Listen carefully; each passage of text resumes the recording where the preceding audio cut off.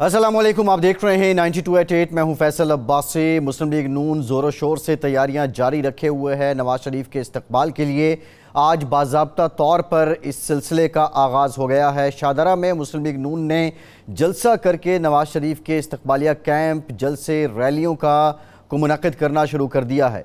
21 अक्टूबर को 10 लाख बंदे इकट्ठे करने का मिशन है और इसके लिए तमाम तर जो मुस्लिम लीग नून के रिसोर्सेज हैं उनको मोबिलाइज़ किया जा रहा है। मरियम नवाज साहिबा अपने ताईं काम कर रही हैं। हमजा शहबाज को भी टास्क दे दिया गया है। शहबाज शरीफ कानूनी मामलात देख रहे हैं। कानूनी हिकमत अमली को भी अब तरतीब दिया जा रहा है। शुनीद ये है कि नवाज शरीफ की आमद से 2-3 रोज़ कबल हाई कोर्ट में दरख्वास्त दी जाएगी और उनकी जो हिफाजती ज़मानत है वो हासिल की जाएगी और इस तरह तवक्को की जा रही है कि 6-7 रोज़ की ज़मानत मियां मोहम्मद नवाज शरीफ साहब को मिल जाएगी और फिर इस दौरान वो अपनी जो मामूलात की सरगर्मियाँ हैं वो करेंगे और कानूनी जो मामलात हैं वो साथ साथ चलते रहेंगे और जेल नहीं जाएंगे। बहरहाल ये मामला तो है। दूसरा सबसे अहम मामला है कि मुस्लिम लीग नून का बयानिया क्या है। मुस्लिम लीग नून हमें 2017 तक की कारकर्दगी के गुण गाते दिखाई देती है। अब से चंद हफ्ते कबल, चंद महीने कबल 2018 तक बात की जाती थी, लेकिन अब बज़ाहिर ये लगता है मुस्लिम लीग नून के जो कलीदी रहनुमा हैं कि अब वो जो शाहिद खाकान अब्बासी का दौर था, 11-12 महीने की जो हुकूमत थी, मुस्लिम लीग नून उसको भी ऑन नहीं करना चाहती और सिर्फ उन्होंने तवज्जो मरकूज़ कर दी है मियां मोहम्मद नवाज शरीफ के दौरे इक़्तिदार की और 2017 तक की कारकर्दगी के डॉलर रेट भी बताए जाते हैं। करंट अकाउंट डेफिसिट की बात भी होती है, पेट्रोलियम प्राइसेस का जिक्र भी किया जाता है, महंगाई की बात भी होती है। ये तमाम प्रचार है जो मुस्लिम लीग नून की तरफ से किया जा रहा है। लेकिन सवाल ये भी है, पाकिस्तान के अवाम ये सवाल भी पूछते हैं कि क्या शाहिद खाकान अब्बासी के दौर की कारकर्दगी अच्छी थी या बुरी, वो मुस्लिम लीग नून के का क्रेडिट नहीं है या मुस्लिम लीग नून के क्रेडेंशियल्स पे नहीं है। दूसरा सवाल ये भी करते हैं कि पिछले 15-16 माह में जब शहबाज शरीफ साहब वज़ीर आज़म थे तो क्या वो भी नून लीग के क्रेडेंशियल्स में नहीं है, वो कारकर्दगी अच्छी है या बुरी है। बहरहाल ये सवाल, इस सवाल का जवाब हम भी जानने की कोशिश करेंगे। एक और अहम पेशरफ्त है, JUIFA के सरबराह मौलाना फजल रहमान ने जो जनवरी में इलेक्शन का इनेकाद है उस पर सवालात उठा दिए हैं। मौलाना फजल रहमान ये कहते हैं कि मौसम की सख्ती के बायस, यानी मौसम सर्द होता है, बालाई इलाकों में, शिमाली इलाकों में बर्फबारी होती है और ऐसे में ये इलेक्शन मुश्किल नज़र आते हैं। साथ ही साथ उन्होंने ये भी कहा कि दहशत गर्दी की वजह से वो खुद अभी इलेक्शन मुहिम नहीं चला सकते हैं।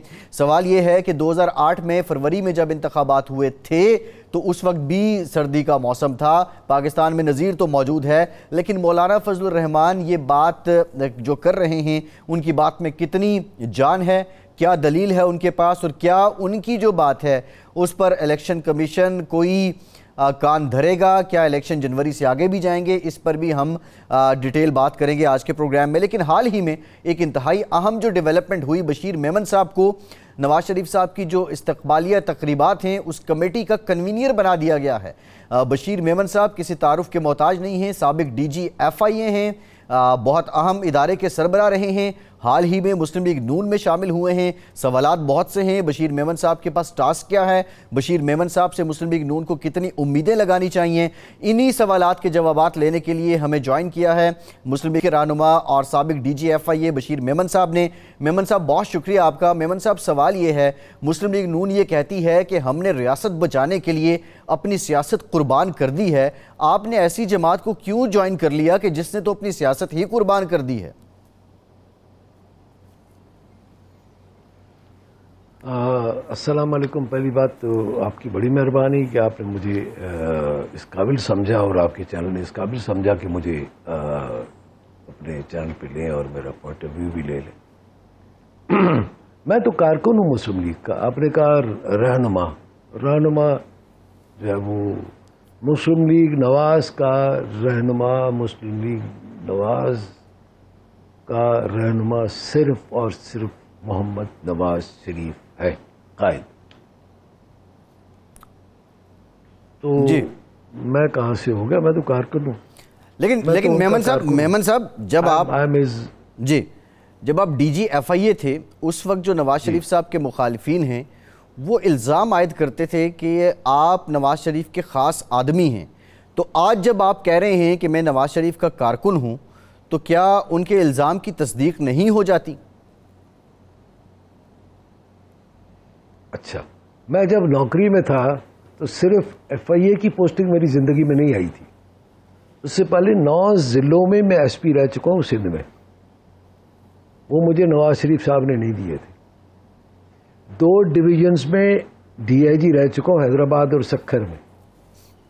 وہ مجھے نواز شریف صاحب کے چیف منسٹر نہیں تھے اس وقت سندھ کے. پھر میں additional I G Balochistan constabulary کا رہ چکا ہوں. اس وقت نواز شریف صاحب prime minister chief minister Balochistan نہیں تھے. بھائی میں نوکری پہ آیا تھا اپنے امتحان میں محنت کر کے، اپنی والدہ کی دعاؤں اور اللہ کے کرم اور مدینہ والے کے مہربانی سے، احسان سے. اس کے بعد محنت کی ہوگی، اللہ تعالیٰ نے کرم کیا، مالک کا احسان ہوا، مدینہ والے کا کرم ہوا، اور میں مختلف جگہوں پہ پوسٹنگ کرتا رہا. اور مختلف حکومتیں رہی. اس میں مسلم لیگ فنکشنل کی حکومت بھی رہی، اس میں پیپلز پارٹی کی حکومت بھی رہی، اس میں مسلم لیگ نواز کی حکومت بھی رہی، اس میں ساروں کی حکومتیں رہیں، اور پھر اس میں ظاہر ہے پرویز مشرف صاحب کے دور بھی رہا، اس میں بھی میں پوسٹنگز پہ رہا. جی تو مطلب صرف ایک ہی پوسٹنگ ہے نا. نہیں، نواز شریف صاحب کے کارکن کب بنے آپ؟ کیا کریں گے میمن صاحب، نواز شریف صاحب کے کارکن کب سے ہیں آپ؟ میں یہ سمجھتا ہوں کہ میں نے کام کیا ہے. 2 سال میری نوکری کو 2 سال سے زیادہ میرا ٹائم ہو گیا نوکری کو، اور میں سمجھتا ہوں کہ میں کنٹریبیوٹ کر سکتا ہوں ایک پولیٹیکل پارٹی کے لیے. ایک آدمی کے ویژن کے ساتھ میں ایگری کرتا ہوں، ایک آدمی کے محنت کے ساتھ اس کے ساتھ میں ایگری کرتا ہوں. تو میں نے اس کو جوائن کر لیا. میں فری سٹیزن آف پاکستان. جی، میں ایک عام سا آدمی ہوں. جی ہاں، اور مجھے پورا حق حاصل ہے جو مجھ پر. مجھے تو ابھی پتہ لگ رہا ہے، میں چونکہ ٹویٹر پہ نہیں ہوں. اچھا، یہ میمن صاحب پتہ لگ رہا ہے کہ مجھے سارے میمن صاحب ٹھیک ہے، یہ بات سمجھ آتی ہے. آئینی قانونی اعتبار سے آپ اس معاملے میں بالکل آزاد ہیں، نوکری ختم ہو گئی، آپ سیاست میں آ سکتے ہیں. سوال یہ ہے کہ باقی جماعتوں کی نسبت، اور بالخصوص آپ سندھ میں ہیں، آپ نے نون لیگ کو ہی ترجیح کیوں دی؟ میں سمجھتا ہوں کہ نون لیگ کا جو ٹریک ریکارڈ ہے، نواز شریف صاحب کا جو ٹریک ریکارڈ ہے، 5.8 جی ڈی پی، موٹر ویز ڈیولپمنٹ، پاکستان کی ڈیولپمنٹ، پاکستان کے ساتھ پیار، پاکستان کے لیے قربانی دینا، پاکستان میں خاموشی سے ہر چیز کو برداشت کرنا، اور اپنے معاملات کو خدا پہ چھوڑ دینا. اپنے معاملات کو خدا پہ چھوڑ دینا، اور پاکستان کے مفاد کے لیے اپنی کسی بھی چیز کو قربان کر دینا. اپنی بیمار شریک حیات کو وہ چھوڑ کر کے ہاسپٹل میں اپنی بیٹی کے ساتھ آ کر کے جیل میں پڑے تھے، سزا کھانے کے لیے آئے تھے، اور پھر ان کی بیٹی کو سلام کیا جائے یا نہ کیا جائے، جو کہ سی کلاس میں ٹھہری. اچھا، پھر اس کے بعد میں آ رہا ہوں، اگر آپ مجھے 2 منٹ دیں گے تو میں آپ کو اپنا پوائنٹ آف ویو بھی بتا سکتا ہوں. جی. پھر دوسرا آپ دیکھ رہے ہیں، وہ کہہ رہے جی اٹیچ باتھ روم چاہیے، فلانے کلر کی ٹائل چاہیے، دیسی مرغی بھی چاہیے، دیسی گھی میں تلی ہوئی ہونی چاہیے، فلانا چاہیے، میں بھی میں دوں گا، باتھ روم کی ٹائلیں بھی فلانے کلر کی چاہیے. اور وہ خود کہتا تھا، خود کھڑے ہو کر کے اسٹیج پہ کہتا تھا کہ یہ جیل ہے، کوئی پکنک ہے، اور یہ تو پکنک پہ آیا ہو مجھے لگتا ہے. جی. پھر اپنی بیگم کو بچانے کے لیے کچھ بھی کر سکتا ہے. وہ اپنی بیٹی کو لے کر کے آیا تھا اور جیل میں پڑا تھا. جی. اب اس سے زیادہ مطلب میں یہ سمجھتا ہوں ایک آدمی کی بات ہوتی ہے نا. ٹھیک ہے میمن صاحب، یہ آپ جو بات کر رہے ہیں یہ ہماری سیاسی تاریخ بھی ہے، حقیقت بھی ہے. اسی طرح بات کریں تو پیپلز پارٹی کی قربانیوں کا بھی سلسلہ ایک بہت بڑا ہے. لیکن سوال یہ ہے کہ آپ جس صوبے میں ہیں اس میں ابھی گیلپ بھی جو سروے آیا ہے اس میں یہ بتایا گیا ہے کہ پیپلز پارٹی کے قدم بہت مضبوط ہیں، ان کا قلعہ وہاں پہ مضبوط ہے. آپ سمجھتے ہیں کہ نون لیگ کے پلیٹ فارم سے سندھ میں ہوتے ہوئے سیاست کر کے آپ کوئی میجر کنٹریبیوشن کر سکتے ہیں؟ آپ پیپلز پارٹی کو ٹف ٹائم دے سکتے ہیں؟ کسی کو ٹف ٹائم نہیں ہے، کسی کو چیلنج نہیں ہے، نہ کسی کے پاس کاپی رائٹ ایکٹ ہے، کاپی رائٹ ہے۔ ہم محنت کریں گے، لوگوں کو راغب کریں گے اپنی طرف، ہم لوگوں کو بتائیں گے کہ ہم آپ کی زیادہ خدمت کر سکتے ہیں، اور میری قیادت انشاءاللہ انشاءاللہ انشاءاللہ، میں نے 3 مرتبہ انشاءاللہ کہا ہے، وہ انشاءاللہ آئیں گے اور لوگ انشاءاللہ بہت زیادہ اعتماد کریں گے۔ میں نے تو آج پہلے دن میٹنگ کی اور چند لوگوں سے ہی میری بات ہوئی ہے، مجھے تو لگ رہا ہے کہ یہاں پہ بہت زیادہ خلا ہے، جو کہ لوگ نواز شریف صاحب کا بہت بے تابی سے انتظار کر رہے ہیں۔ کچھ لوگوں نے تو بڑی مذاق میں عجیب عجیب قسم کی مجھے باتیں کہیں کہ جی نواز شریف صاحب کو کہیں کہ پہلے کراچی آئیں، یہاں پہ اتر کے یہاں پہ ایک جلسے کو خطاب کر کے پھر لاہور جائیں۔ میں نے کہا یار میرے ظاہر ہے میری وہ حیثیت نہیں ہے کہ میں ان کا پروگرام چینج کروا سکوں، تو میں یہ کہہ رہا ہوں لوگوں میں بہت زیادہ جذبہ ہے، اب دیکھیے گا انشاءاللہ کیا ہوتا ہے۔ لیکن میمن صاحب آپ کو مریم نواز صاحبہ نے کمیٹی کا کنوینئر بنا دیا، مسلم لیگ نون کے بڑے ایسے لوگ بھی موجود ہیں، ایک طرح سے اب وہ آپ کو رپورٹ کریں گے، میں نہال ہاشمی صاحب کا نام لے لوں، میں زبیر عمر صاحب کا نام لے لوں، ایک لمبا سلسلہ ہے۔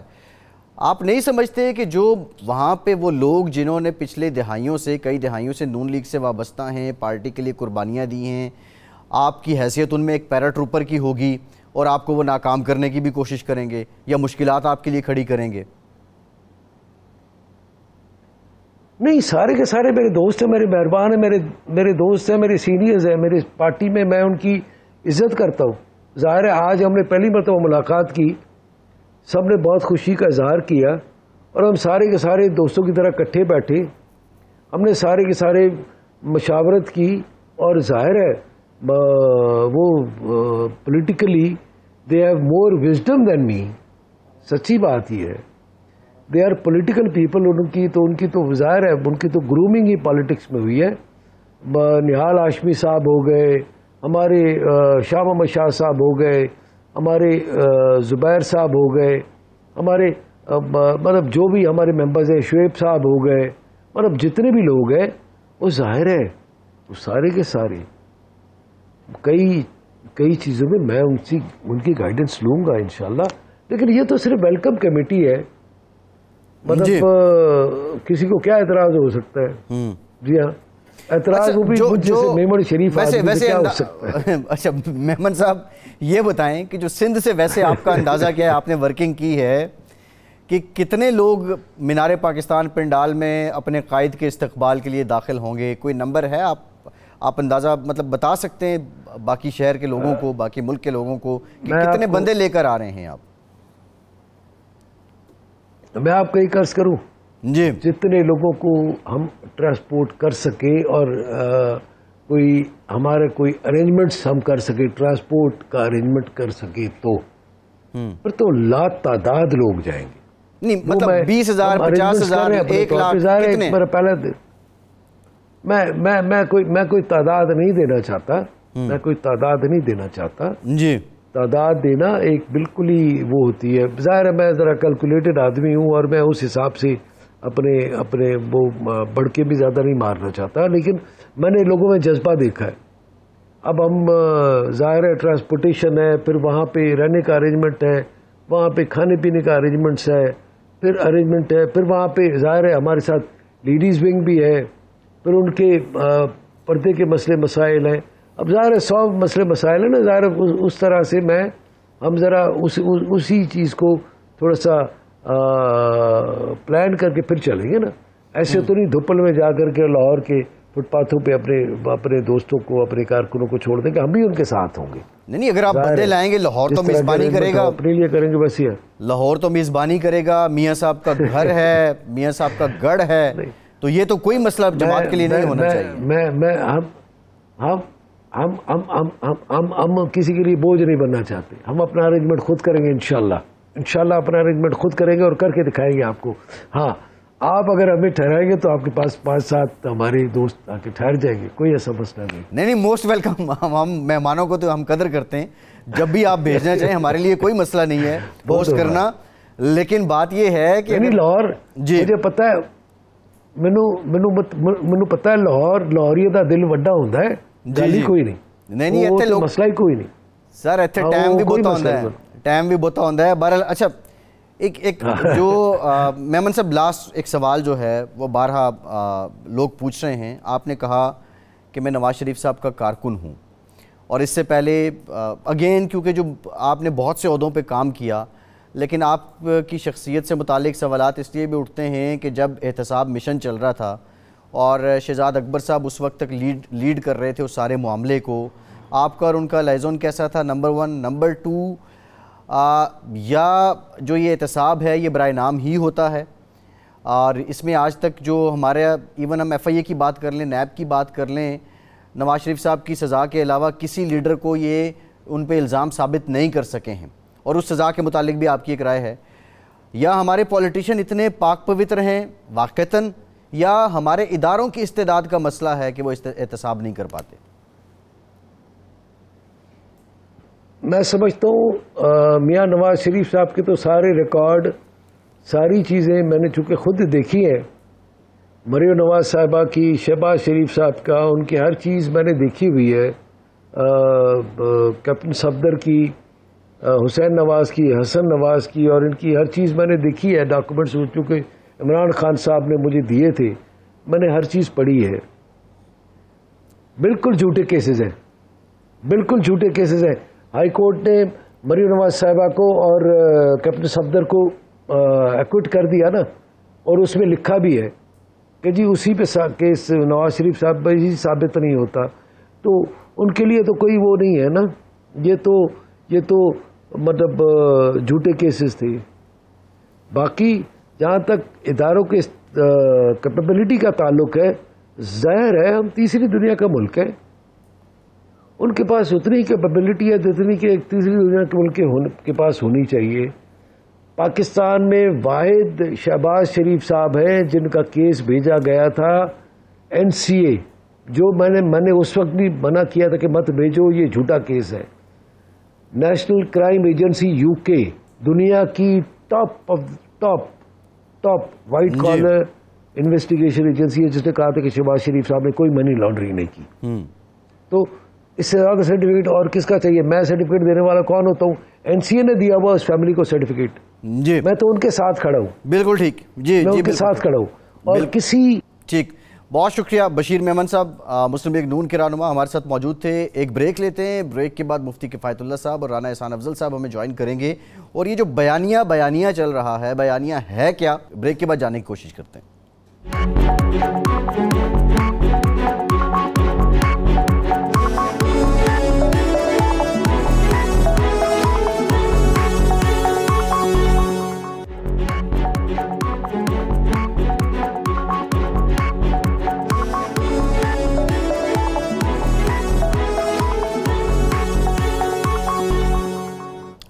بریک کے بعد ایک بار پھر سے آپ کو خوش آمدید کہیں گے. ہمیں جوائن کیا ہے مسلم لیگ نون کے رہنما رانا احسان افضل صاحب نے. رانا صاحب بہت شکریہ آپ کے وقت کا. رانا صاحب, میاں صاحب کے استقبال کی تیاریاں شروع ہو چکی ہیں, باضابطہ طور پر جو ریلیاں جلسے ہیں وہ شروع ہو گئے ہیں, لیکن سوال یہ ہے کہ آپ لوگ عوام کو بتائیں گے کیا جو اپریل 2022 سے لے کے اگست 2023 تک آپ کی کارکردگی رہی ہے؟ آپ یہ کہتے ہیں کہ ہم نے ریاست بچانے کے لیے اپنی سیاست کو قربان کر دیا ہے. پرفارمنس کے اعتبار سے, گورننس کے اعتبار سے, معاشی اعداد و شمار کے اعتبار سے آپ کے شوکیس میں کیا ہے, آپ کی پلیٹ میں کیا ہے؟ چلیں استقبال بھی بڑا ہو جائے گا, لیکن کیا لوگ استقبال کے سیر میں ہی رہیں گے یا آپ کی کارکردگی کو بھول جائیں گے؟ بسم اللہ الرحمن الرحیم. دیکھیں, اس ملک کے اندر جتنے بھی ترقی کے نام پہ کام ہوئے ہیں, پرائیویٹائزیشن کی اگر آپ ہی لے لیں تو مسلم لیگ نون کی موج جو ہے اس کے اوپر ہے. بینکنگ سیکٹر ہو, ٹیلی کام سیکٹر ہو, نیوکلیر دھماکے جب ہوئے تب ملک کو جو ہے اس کی معیشت کو سنبھالا دیا. اس کے بعد جو 13-18 میں ہماری حکومت تھی اس کے اندر بجلی کے منصوبے ہوں, اندھیرے ختم کیے, گیس لوڈ شیڈنگ کے منصوبے ہوں, LNG کے ٹرمینل لگائے, دہشت گردی کو قابو میں کیا, سی پیک جیسا پروجیکٹ لانچ کیا. مہنگائی کی شرح کم تھی اس وقت, 5% سے نیچے تھی, ترقی کی شرح 6 یا 1% پہ تھی. تو میاں نواز شریف نے ہمیشہ ڈیلیور کیا ہے, اور ابھی بھی میاں نواز شریف جب اس ملک میں واپس آئیں گے تو وہ ایک امید ہے, میں سمجھتا ہوں ہر پاکستانی کی وہ امید بن کے واپس آئیں گے. جہاں تک یہ 16 مہینے ہیں, اس میں کوئی شک نہیں ہے کہ یہ مشکل تھے, اور مہنگائی بھی اس میں بڑی ہے, ڈالر بھی مہنگا ہوا ہے, لیکن یہ تو ایک ایسی آگ لگی ہوئی تھی معاشی طور پہ جدھر ہم فائر فائٹنگ کرتے رہے.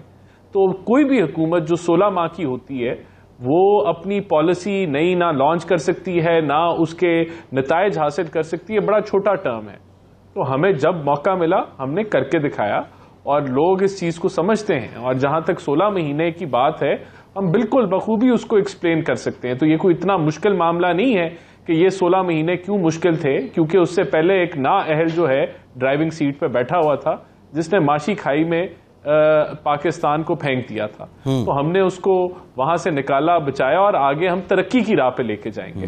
تو یہ ہمارا نیریٹو ہے. ہم نے ٹارگٹ کرنا ہے مہنگائی کو, ہم نے ٹارگٹ کرنا ہے غربت کو, ہم نے ٹارگٹ کرنا ہے ایکسپورٹس کو, ہم نے ٹارگٹ کرنا ہے امپورٹ سبسٹیوشن کو, ہم نے ٹارگٹ کرنا ہے فسکل ڈسپلن کو, ہم نے ٹارگٹ کرنا ہے کہہ لیں کہ ایکسٹرنل فرنٹ پہ کرنٹ اکاؤنٹ ڈیفیسٹ کو. تو یہ سارے ہمارے ٹارگٹس ہیں. اچھا رانا صاحب یہ بتائیے گا, رانا تنویر صاحب ہمارے پروگرام میں تھے اب سے چند دن قبل. انہوں نے کہا جی جو معیشت ہے اس کا زوال شروع ہو جاتا ہے. شاہد خاقان عباسی صاحب جب وزیر اعظم بنے, ڈالر 105 پہ میاں نواز شریف صاحب نے چھوڑا, اور شاہد خاقان عباسی صاحب نے اپنے 11-12 مہینوں میں اس کو 125 پہ رکھ دیا. تو اگر شاہد خاقان عباسی کے دور سے ہی زوال شروع ہوتا ہے تو مسلم لیگ نون اس پہ اپنے ہاتھ کیسے اٹھا سکتی ہے, اس سے مبرہ کیسے ہو سکتی ہے؟ شاہد خاقان عباسی نہ پیپلز پارٹی کا وزیر اعظم تھا, نہ پی ٹی آئی کا وزیر اعظم تھا, وہ آپ کی جماعت کے وزیر اعظم تھے. دیکھیں, یہ اتنی سمپل بات نہیں ہے. ہمیں گہرائی میں اگر ہمیں جا کے معیشت کو سمجھنا پڑے گا. ہماری معیشت کا ایک سب سے بڑا ایشو یہ ہے کہ ہمارا جو ٹریڈ امبیلنس ہے, ایکسپورٹ امپورٹ کا جو فرق ہے وہ بہت زیادہ ہے. امپورٹس 2.5 گنا ایکسپورٹ سے زیادہ ہیں, اور اس وجہ سے ڈی ویلیویشن ہوتی رہی ہے, اور آگے بھی ڈی ویلیویشن اسی وجہ سے ہوگی کہ آپ کو ڈالر بورو کرنے پڑتے ہیں, اور اب آپ کی جو قرضوں کی ادائیگی ہے سالانہ طور پہ وہ 20 ارب ڈالر سے اوپر جا چکی ہے. تو یہ پریشر آپ کی ایکسچینج ریٹ پہ ہے. تو اگر ہم نے آگے درستگی لانی ہے, نہیں, میرا سوال یہ نہیں ہے رانا صاحب, میرا سوال یہ نہیں ہے.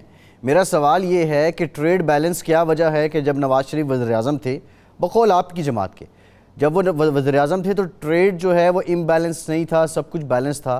اور شاہد خاقان بھی آپ کے وزیر اعظم تھے, وہ آئے تو امبیلنس ہونا شروع ہو گیا. کیا پاکستان کی معیشت ایک شخصیت کے گرد گھومتی ہے جس کا نام نواز شریف ہے, یا پالیسیز کے یا معاشی اصولوں کے گرد گھومتی ہے؟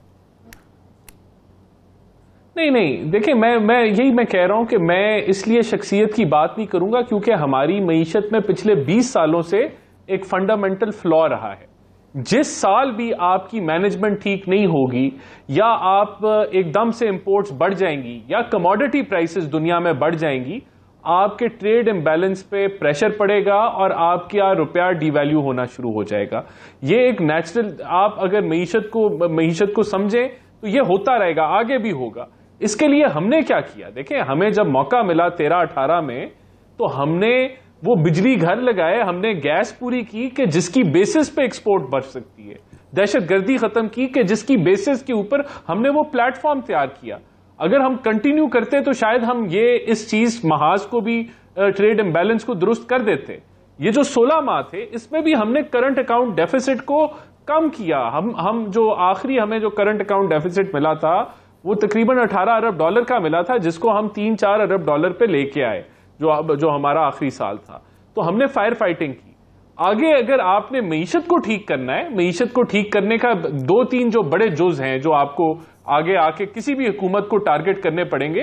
اس پہ نمبر ون آپ کا کرنٹ اکاؤنٹ ڈیفیسٹ ہے, آپ کو اپنی ایکسپورٹ اور امپورٹ سبسٹیوشن کرنی ہے. نمبر 2 آپ کو حکومت کے جو نقصانات ہیں یا فسکل ڈیفیسٹ ہے اس کو کم کرنا ہے. اس کا ایک حل پرائیویٹائزیشن ہے, سبسڈیز میں کمی ہے, اور یہ سارے معاملات ہیں. تو یہ آپ کو ٹارگٹ آگے کرنا ہوگا. میں کہوں کہ 1 سال کے اندر دیکھیں, اگر کموڈٹی پرائسز دنیا میں بڑھ جاتی ہیں تو آپ کا ٹریڈ امبیلنس جو ہے وہ خراب ہو جائے گا، اور آپ کو جو ہے وہ اگر روس رشیا کی جنگ ہو گئی تو اور کروڈ آئل پرائسز بڑھ گئی تو ہم نے پچھلے 16 مہینوں میں کرائسس کو بڑھتے دیکھا.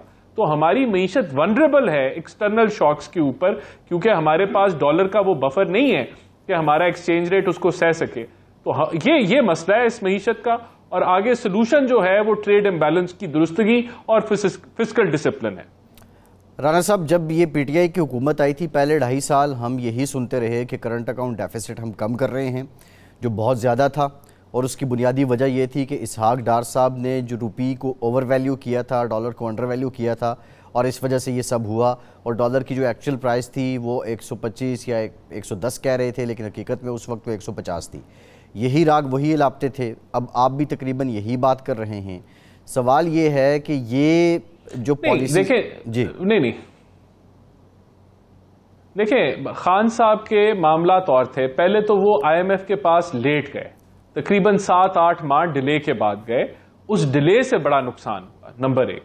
نمبر 2، انہوں نے وزیر خزانہ جو ہے وہ وافر تعداد میں تبدیل کیے، آئی ایم ایف کے معاہدے کے دوران تبدیل کیے. نمبر 3، انہوں نے جو آئی ایم ایف کی شرائط مانگنی وہ کافی سخت تھیں اور نقصان دہ تھیں.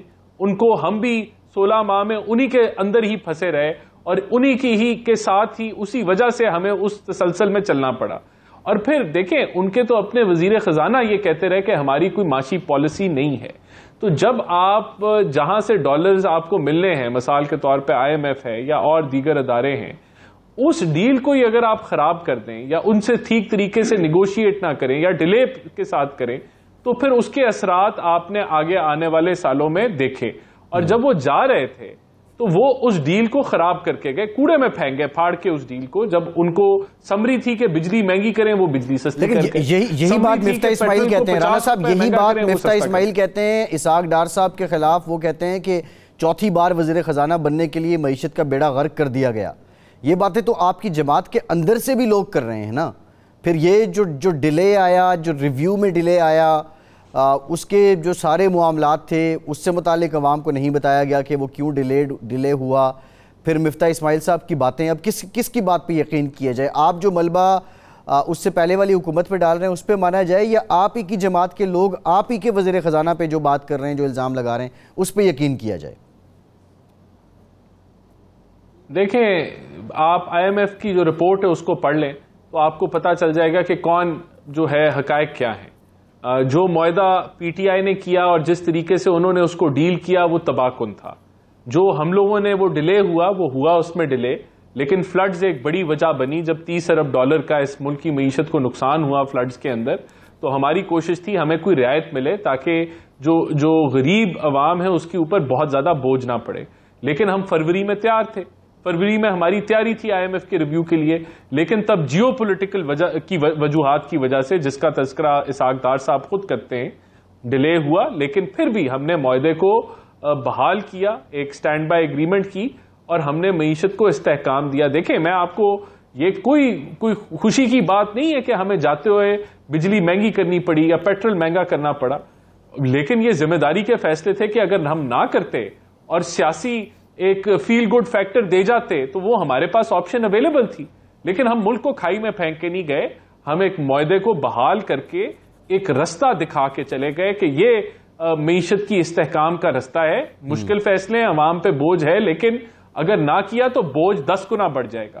تو میں سمجھتا ہوں ہم نے ذمہ داری کا، اور پہلی دفعہ اگر آپ دیکھیں ذمہ داری کا ہم نے ایک حق ادا کیا، سیاست کو ہم نے قربان کیا، ریاست کو بچایا.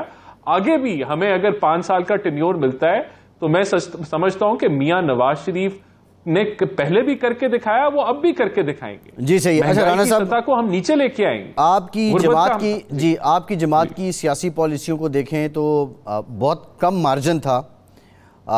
راجہ ریاض صاحب جو سیٹ جیتے تھے، اور ظاہر ہے یہ آپ کی موروثی ٹکٹ ہے، یہاں سے موروثی سیٹ ہے آپ کی، وہ شامل ہو چکے ہیں مسلم لیگ نون میں. دوسری جانب بشیر میمن صاحب کراچی سے کل شامل ہوئے مسلم لیگ نون میں، اور جو استقبالیہ کمیٹی ہے نواز شریف صاحب کے لیے اس کے ان کو کنوینئر بنا دیا گیا.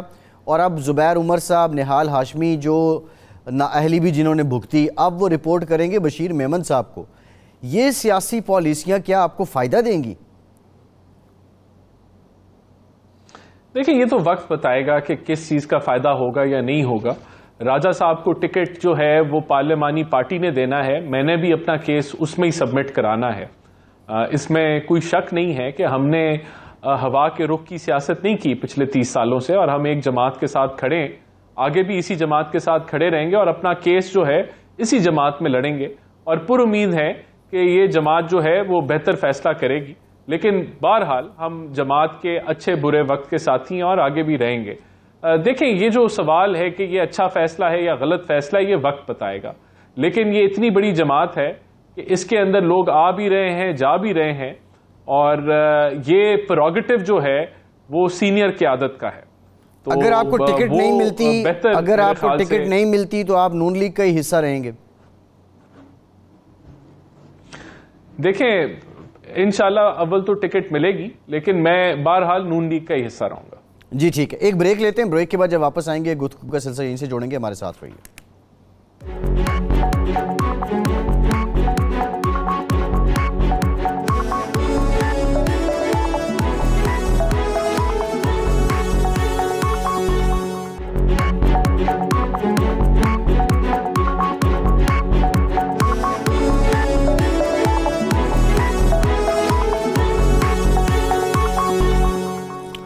بریک کے بعد ایک بار پھر سے آپ کا خیر مقدم کرتے ہیں. پروگرام میں ہمیں JUIFA کے سینئر رہنما مفتی کفایت اللہ صاحب نے بھی جوائن کیا ہے. بہت شکریہ مفتی صاحب آپ کا. مفتی صاحب, مولانا فضل الرحمان صاحب کافی دنوں کے بعد میڈیا پر آئے اور انہوں نے جو بات کی کہ جنوری میں انہیں الیکشن جو ہے وہ ہوتا شاید نظر نہ آئے, کیونکہ جو بالائی علاقے ہیں, شمالی علاقے ہیں, وہاں ٹھنڈ ہو جاتی ہے.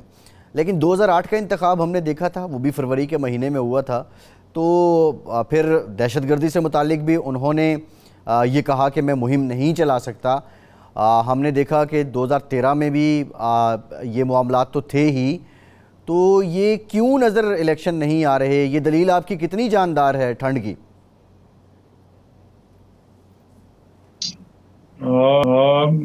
بسم اللہ الرحمن الرحیم. اصل میں جو حالات ہیں نا, آپ اس کو دیکھیں کہ باجوڑ میں ہمارے جلسے پہ حملہ ہوا, اور مستونگ میں آپ نے دیکھا کہ حافظ حمداللہ صاحب پہ حملہ ہوا. اس طرح ذرا آپ اور بھی دیکھیں کہ جمعے کو 2 حملے ہوئے اور ربیع الاول کے جلوسوں پہ حملے ہوئے. تو مذہبی لوگوں کو ٹارگٹ کیا جا رہا ہے, اور اس سلسلے کے اندر چونکہ ہمارا جو دائرہ کار ہے اور جہاں ہماری مقبولیت زیادہ ہے, جہاں ہمیں زیادہ سیٹیں ملتی ہیں, وہ بلوچستان کا صوبہ ہے اور KP کا صوبہ ہے. جب اس کے اندر حالات اس طرح خراب کر دیے جائیں گے تو پھر اس کا پھر معنی یہ ہو کہ اور لوگ الیکشن کریں گے اور ہمیں کہا جائے گا جی آپ کے خلاف تو خطرہ ہے, آپ گھر میں بیٹھے. تو پھر ہمیں روک دیا جائے گا الیکشن کمپین سے, تو جو ہمارے نتائج پر بہت برے اثرات مرتب ہوں گے, اس کو بنیاد بنا کر مولانا فضل الرحمان صاحب نے یہ بات کی ہے کہ ماحول کو ذرا بنایا جائے. تو یہ دراصل کا کہنا یہ تھا کہ یہ اس طرح کے حالات کا سربراہ کیا جائے تاکہ الیکشن کی شفافیت پر کوئی اعتراض نہ ہو. اچھا, تو اس لیے مولانا فضل الرحمان صاحب نے ان چیزوں کو سامنے رکھ کر بات. تو پھر کب مفتی صاحب پھر کب الیکشن ہونے چاہیے؟ دیکھو الیکشن اگر آپ ضروری سمجھتے ہیں اور تھوڑا اس کو مؤخر کرتے ہیں لوگوں کی وجہ سے یا حالات کی وجہ سے, یہ اتنی قباحت نہیں ہے. لیکن مجھے تو نگرانوں کی نیت پہ شک آ رہا ہے کہ ان کی باتوں سے لگ رہا ہے کہ الیکشن موقع پر نہیں ہوں گے. اور پھر الیکشن کمیشن نے بھی ٹائم تو ڈیٹ تو نہیں دی نا, مہینہ بتایا. یہ یقینی صورتحال ہے. یقینی صورتحال تب ہوگی کہ وہ دن دیں گے, فلاں دن پولنگ ڈے ہے. تو جب تک پولنگ ڈے نہیں آتا تو یہ بے یقینی کی فضا تو ہو. جی اچھا, رانا احسان افضل صاحب بھی ہمارے ساتھ موجود ہیں. رانا صاحب, یہ جو بات مفتی صاحب کر رہے ہیں, کیا مسلم لیگ نون کا موقف بھی یہی ہے؟ اور یہ کتنی بڑی دلیل ہے کہ ٹھنڈ کے باعث, ایون شاہد خاقان عباسی صاحب نے بھی یہی بات کی کہ بعض علاقوں میں الیکشن کروانا مشکل ہو جاتا ہے, لیکن ماضی میں الیکشن ہوتے رہے ہیں. تو کیا نون لیگ JUI کے موقف کی تائید کرتی ہے کہ الیکشن جنوری سے بھی آگے جانے چاہیے؟ دیکھیں میں سمجھتا ہوں کہ ابھی جو الیکشن میں ڈیلے ہے وہ ایک آئینی وجہ سے ہے اور قانونی وجہ سے ہے, جو سینسز اور ڈی لیمیٹیشن کی وجہ ہے. جب ڈی لیمیٹیشن مکمل ہوگی 30 نومبر کو, تو پھر آئین کے مطابق الیکشن 60 دنوں کے اندر ہونے. موسم کی وجہ ہے یا سیکیورٹی کی وجہ ہے، وہ انتظامیہ کا جو ہے ذمہ داری ہے کہ ان پرابلمز کو دیکھے اور اس کا حل اور سلوشن نکالے.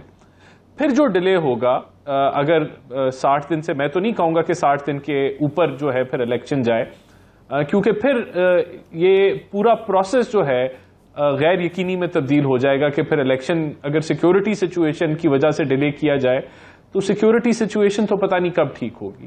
جہاں تک موسم کی بات ہے، میں سمجھتا ہوں کہ انتظامیہ کی ذمہ داری ہے کہ وہ ارینجمنٹ کرے، اور ایسا یہ ناممکن چیز نہیں ہے کہ ارینجمنٹ نہیں ہو سکتی. تو میرا نہیں خیال کہ پی ایم ایل این اس کو سپورٹ کرے گی. میرا پرسنلی یہ خیال ہے کہ ایسا نہیں ہونا چاہیے. جب آئینی اور قانونی وجہ ختم ہو جائے، ڈی لمیٹیشن مکمل ہو جائے، پھر الیکشن 60 دنوں کے اندر ہونا چاہیے. صحیح ہے. مفتی صاحب، مولانا فضل الرحمان نے یہ بھی کہا کہ فاٹا کو جو حق ملنا چاہیے تھا وہ نہیں ملا. 2017 سے اب تک صرف 80-90 کروڑ روپے ملے ہیں. انتظامیہ یا محکمہ مال نام کی کوئی چیز نہیں ہے. سوال یہ ہے کہ آپ نے ابھی 15-16 مہینے حکومت کی ہے، تو کیا جب آپ حکومت میں تھے اس وقت آپ نے فاٹا کے لیے کچھ کیا ہے، اور اب یہ شکوے آپ کیوں کر رہے ہیں؟ دیکھیں، یہ فاٹا کا معاملہ ذرا حساس نوعیت کا ہے نا. یہاں ہم انضمام کے خلاف تھے، اور ہمارے ساتھ تمام جماعتوں نے کہا کہ ہم بھی انضمام کے خلاف ہیں. لیکن جب طاقتور حلقے انضمام کے حق میں تھے تو وہ ہماری سیاسی جماعتیں ہمیں اکیلے چھوڑ کے چلی گئی. انہوں نے سائن کیے تھے، ان کے سائن آج بھی ہم دکھا سکتے ہیں، ہمارے پاس موجود ہے. تو پھر ہم اکیلے رہ گئے، اور ہمارا ماننا یہ ہے کہ بس اکیلے بھی یہ بات کرنی چاہیے. آج پتہ چلتا ہے کہ ہمارا موقف ٹھیک تھا اور ان کا موقف غلط تھا. اب آپ نے کہا جی آپ کو 15-16 مہینے میں، ہمارے 15-16 مہینے تو ایمرجنسی والے تھے. یعنی اس کے اندر آپ یہ نہیں کہہ سکے ہم انجوائے کیا ہے حکومت کو. ہم نے تو حکومت کو انجوائے نہیں کیا، ہم نے تو بوجھ اٹھائے. ادھر وہ جس طرح مینڈو کو تولا جاتا ہے نا، ایک مینڈو کو رکھتے ہیں جو دوسرا اتر جاتا ہے، دوسرے کو رکھتے ہیں تیسرا اتر جاتا ہے. یہ پوزیشن تھی. میں نہیں سمجھتا کہ ہمارا کوئی وزیر یا وزیر اعظم یا وزیر اعلیٰ اس نے اس کو انجوائے کیا ہو. تو جب آپ گرے لسٹ میں آ رہے ہیں جی، ابھی آپ ڈیفالٹ ہو جائیں گے جی، ابھی آپ بہت پیچھے چلے جائیں گے، ابھی جی ڈالر چڑھ گئے جی، ابھی جی پیٹرول چڑھ گئے. نہیں مفتی صاحب آپ یہ کہہ رہے ہیں کہ جو آپ کا اتحاد تھا اس کے ترازو سے مینڈک اچھل جاتے تھے. تھوڑا سمجھنے ہم کو غلطی ہو گئی ہے. میں کہتا ہوں ایمرجنسی پوزیشن میں تھے. اچھا. اس طرح یہ جو باتیں ہو رہی ہیں ہم اس کو سالو نہیں کر سکے، اس لیے کہ ہم اضطراری حالت میں تھے، اختیاری حالت میں نہیں تھے. تو جب آپ کی حکومت ختم ہوئی تو سارے مینڈک جو ہیں وہ ترازو میں آ چکے تھے؟ جب حکومت ختم ہوئی تو پھر تولنا ہی بند کر دیا نا. یعنی وہ ترازو ہی نہیں رہا، پھر باتیں ختم ہو گئی. اچھا، یعنی آپ حکومت کے لیے لوگوں کو نہیں، تو یہ جو حکومت کے لیے لوگ ہوتا ہے نا، اپوزیشن کے لیے تو نہیں ہوتا.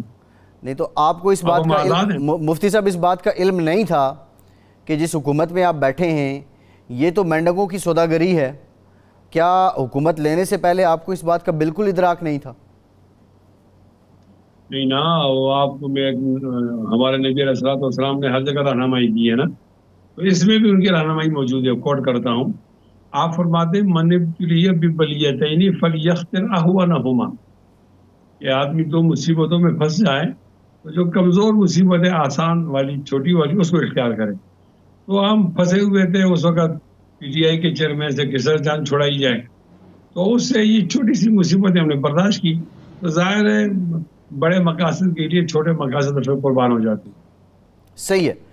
رانا صاحب، یہ حکومت جس کو آپ بھی کسی حد تک بوجھ قرار دے رہے ہیں، مفتی صاحب بھی کہتے ہیں ہم بھی مصیبت میں تھے، پیپلز پارٹی بھی کہتی ہے جی ہم نے بھی بڑی کوشش کی، اور واقعتاً یہ آتے ہی الیکشن آپ کروا دیتے تو شاید یہ آپ کے گلے نہ پڑتا.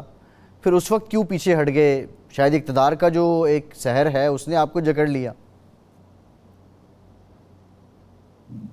صرف آئی ایم ایف کے معاہدے کو بحال کرنے کے لیے، اور یہ اس طرح کی ڈائریکشن، اس طرح کی جب ڈسکشن ہوئی یہ ساری کہ ہمیں چھوڑنا چاہیے ہے اور الیکشن کی طرف جانا چاہیے ہے، تو معیشت ہی وہ وجہ بنی جس کی وجہ سے یہ فیصلہ کیا گیا کہ ہم کنٹینیو کریں گے.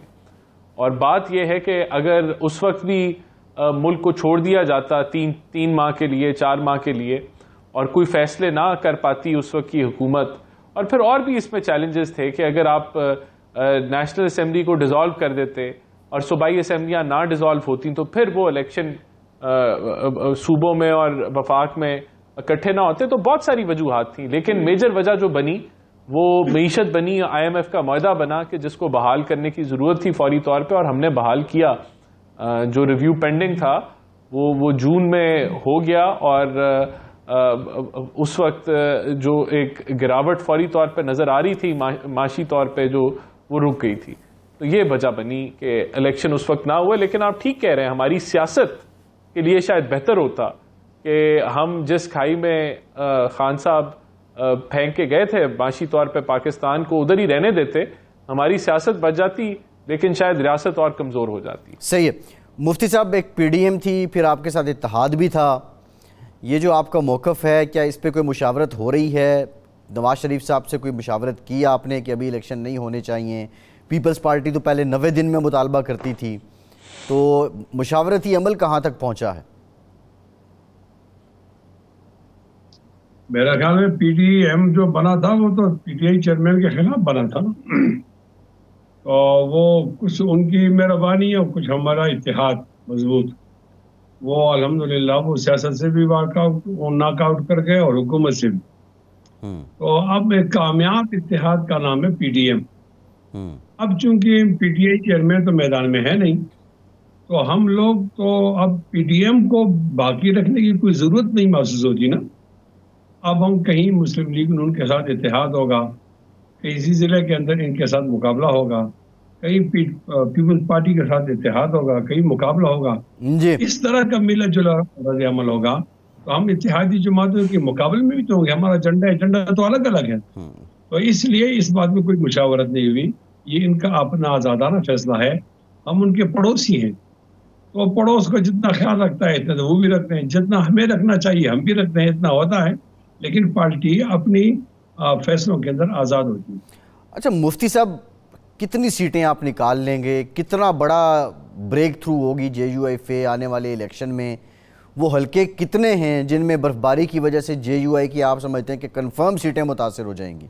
اگر عوام کو اپنی مرضی کرنے دی جائے تو میں آپ کو یقین سے کہتا ہوں کہ 2 صوبوں کے اندر ہماری 2/3 اکثریت ہوگی.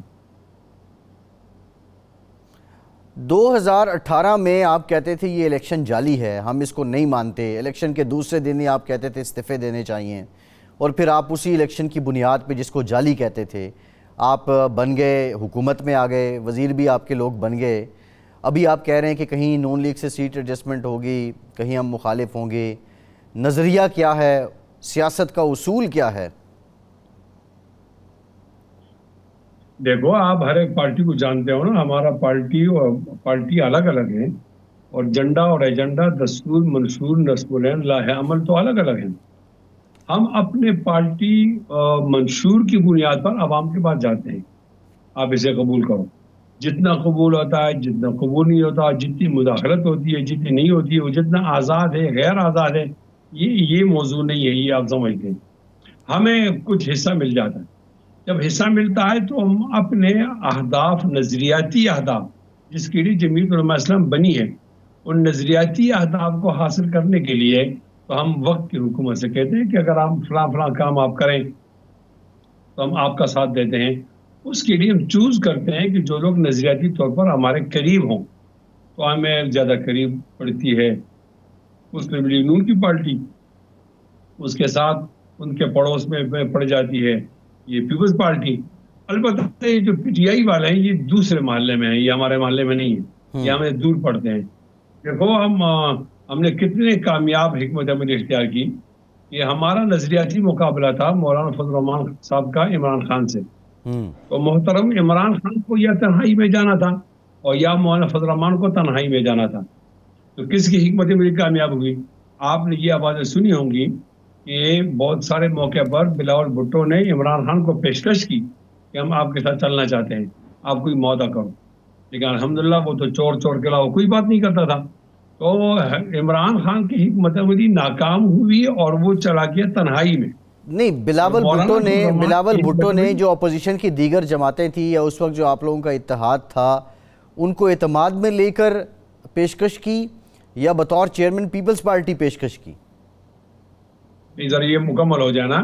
تو مولانا فضل الرحمان صاحب کی حکمت عملی کامیاب رہی، ان کو میں سیلوٹ کرتا ہوں کہ وہ تنہائی کا احساس انہیں نہیں ہوا، اس نے تنہائی کا احساس اپنے نظریہ کے مخالف کو دے دیا. یہ جو میں کہہ رہا ہوں جو اس وقت پی ڈی ایم نہیں بنی تھی تو پیپلز پارٹی تو آزاد جو پارٹی ہے، تو انہوں نے ایسی بات کی. بعد میں جب پی ڈی ایم بنی اس کا نشے و فرات آپ کو معلوم ہے. نہیں، بلاول صاحب نے یہ بڑی امپورٹنٹ بات آپ کر رہے ہیں مفتی صاحب، بلاول صاحب نے کیا شراکت اقتدار کی پیشکش کی؟ اس وقت معیشت کا بحران تو شروع ہو رہا تھا نا جی. معیشت کا بحران شروع ہوا ہے جب میاں نواز شریف صاحب کو بغیر کسی وجہ کے کان سے پکڑ کر باہر نکال دیا گیا، اور پھر خاقان عباسی صاحب آئے تھوڑے دنوں کے لیے، تو ظاہر ہے وہاں سے ہماری معیشت گرنا شروع ہو گئی، ورنہ 2017 کے دوران معیشت ٹھیک تھی. اب جب پیٹرول مہنگا ہوتا تھا اور آئی ایم ایف سے مقابل وہ معاہدہ ہوتا تھا اور کریں یا نہ کریں، ایسے ماحول کے اندر پیپلز پارٹی نے چاہا کہ ہم ملک کے لیے ان کے ساتھ چلنا چاہتے ہیں. وہ اقتدار تو نہیں تھا، یعنی وہ یہ کہتے کہ ہم آپ کے موقف کی حمایت کریں گے، لیکن ماشاءاللہ یہ جو ہمارے عمران خان ہیں، میں تو ان کو سمجھتا ہوں بہت مغرور قسم کا آدمی ہے. وہ پاکستان کی ناک سے اس کی ناک لمبی ہے تو وہ اپنی ناک کو دیکھتا ہے. وہ مذاق کرتا تھا کہ جہاں پانی آتا ہے تو بارش آتا ہے اور بارش آتا ہے تو پانی آتا ہے، زیادہ آتا ہے تو زیادہ آتا ہے. یعنی وہ بالکل سمجھتے نہیں کہ اس کرسی پر بیٹھا ہوا آدمی کو اس طرح بات کرتا ہے. تو ان کو مایوسی ہوئی. ہم نے اس ماحول سے فائدہ اٹھا کر اتحاد بنایا اور اب کامیاب اتحاد ہے. پاکستان کی تاریخ میں پہلی بار جمہوری پروسیس کے ذریعے ایک وزیر اعظم کو گھر بھیجا گیا. جی ٹھیک ہے، بالکل ٹھیک. بہت شکریہ مفتی کفایت اللہ صاحب. رانا احسان آپ کا آج کے پروگرام سے اتنا ہی. فیصل عباسی کو اجازت دیجیے.